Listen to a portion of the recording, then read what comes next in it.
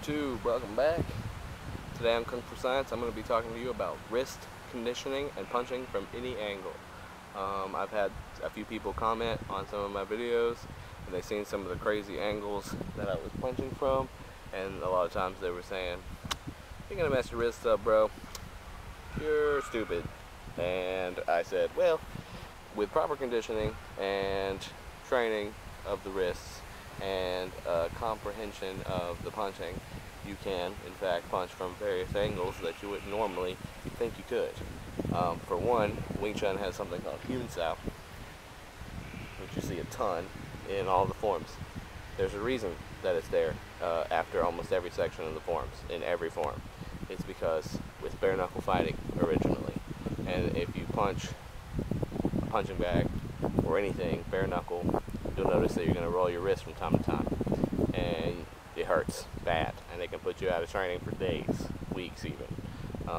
So you do these exercises like the Chun, where you hold your arm straight out and you try to touch your wrist with your fingers, and then you circle it all the way around, and like you're trying to touch the whole time, right? If you just do this a ton, this alone can really help.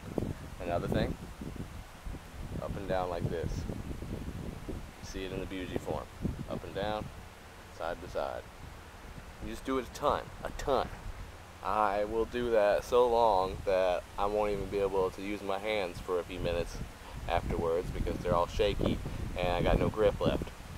It comes back pretty quick. It's not something that takes you out of commission for a very long time.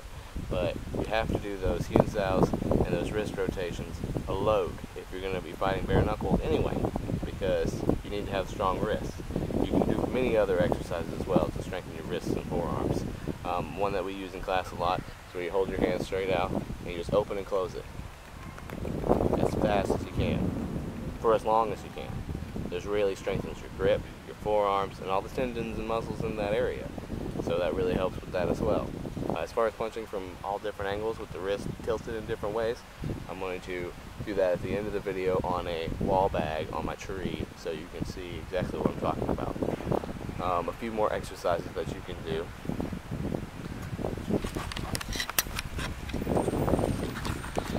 You can take the fist, put it on the surface, and push it forward. Pull it back. Push it forward. Pull it back. Put a lot of pressure on it, you know, a little bit at a time, of course. Be intelligent with what you're doing. And just be really working out.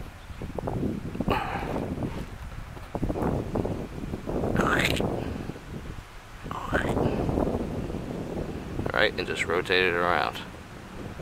All the while putting a little bit of weight on it. Be intelligent. You can't just lay into it. But I've got quite a bit of weight on my arm right now.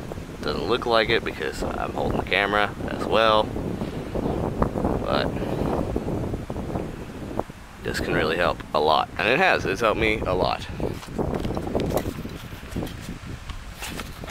I've been doing Wing Chun for several years now. Been teaching it for a while, been applying it for a while, been sparring for a while, bare knuckle and with gloves, and I've only hurt my wrist a few times, and it was not because of punching weird, it was because of falling or just getting in a crappy grapple position and getting it bent the wrong way, you know. Never has it been from actually punching, so take that as you will. You can do push-ups in that position where you got your knuckles down, and you can kind of roll your wrist a little bit as you come up and down. You just have to be easy with it and just do it a lot. You can't, it's more about the repetition rather than doing a lot of force on it, because if you do a lot of force on it, you are going to hurt it. So you have to take your time with it. But it definitely works. I mean, you see me do it in my videos, and you just see my drills, and so yeah. Okay, so at the first part of this video, I was talking about the different stretches and exercises you can do to strengthen your wrist. Like I said, you have to do a ton of repetition on this. You can't just sit there and do it a few times and expect your wrists to get stronger. So disclaimer, no matter what martial arts you do, no matter how you train, you always have a chance of hurting yourself. You always have a chance of injuring yourself, right? So to reduce your chance of injury, you have to take your time, be patient, and do it a little bit at a time. Exercise, right? Be prepared, be careful, and use your intelligence, right? Okay, so the standard Wing Chun punch, well, some people say it differently. Some people do it literally sideways like this. But the standard wrist position for Wing Chun is on impact or right before to torque the wrist up like this, right? Which causes a solid bar through here, tension in the wrist, and it keeps you from rolling your wrist. This is true. Upon impact, if you do this, little torque up with the bottom 3 knuckles. Now I'm not talking this, right? I show my students to torque your wrist up a little bit, and a lot of times they're like, "Rah!" really trying to overdo it. It's just, right? And it's not even up as much as it is just kind of almost straightening it out. So then it feels like it's straightening it out, right? You do that on impact, boom, it sends energy inside, okay? So anyway, I'm talking about punching from various angles, not just this, right? In my video, I do it like this sometimes, right? As long as you are relaxed in the right places and you're not punching with full power, you can punch any way you want. If you put everything you've got into your punches, you're wasting energy. You're putting all your stock in one hit, and most likely it's not going to work. Like, what happens if you miss? What happens if you graze, right? Most of the time in Wing Chun, I tell my students to hold a baby bird in their wrist, right, or in their hand. If you squeeze too hard, bad things happen. Loosen it up too much, it flies away. If you take a rock and you throw it at a brick wall, and it's going to hit the brick wall, it's going to go and bounce off, right? Right? Because it's hard, solid, it just makes scratch damage, right? That's squeezing your fist hard. If you take a beanbag and you throw it at the wall, it's going to go and stick for just a second before it falls off. Meaning that the impact all goes into whatever you're hitting instead of hitting and scraping off, right? If you are hard, you do surface damage. If you are relaxed, you do internal damage, right? Poof, right? It makes this noise on the inside, right? The same guy that asked me to make this video said that whenever I hit, the noise that comes out of the end of my fist is actually my elbow breaking, doing damage. I think if I was hurting my elbow, I would know. Like, I would be able to feel it, right? But what's actually happening is I'm staying loose the whole time, and that's what makes the whipping noise, right?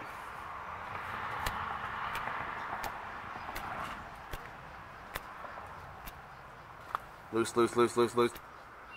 Right? The same noise can be heard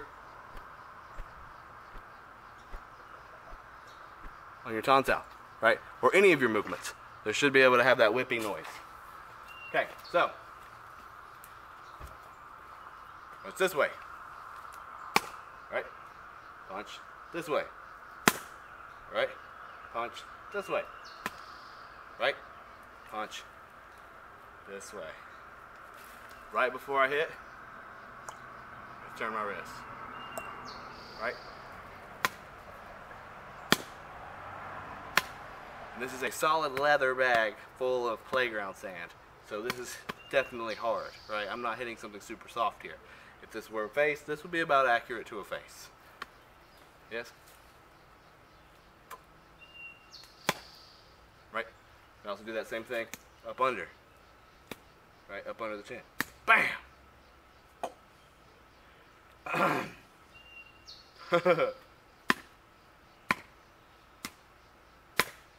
You can do it any way you want. You just have to work on it. Take your time with it. Have the right structure. Have the right relaxation. Right? Even if I do roll my wrist, because I've done my exercises, it won't hurt as bad. Right? Because I've done my Hewn styles, because I've worked on the bag, I can solidly hit without worrying too much about my wrist. Right? If you're too limp, you'll definitely roll. If you're too hard, you will bounce off. You will miss. You will waste energy. It takes just the right amount of soft. Anyway, if you enjoyed the video, please make sure to let me know in the comments below. If you have any questions, concerns, put them down there. If you'd like to see more about this, If you want me to iterate a little further, I would love to. Just let me know. If it's your first time on the channel, please make sure to hit the subscribe button. I can really use that. It helps me out a lot. Anyway, until next time, thank you for watching Kung Fu Science. What's in your Kung Fu?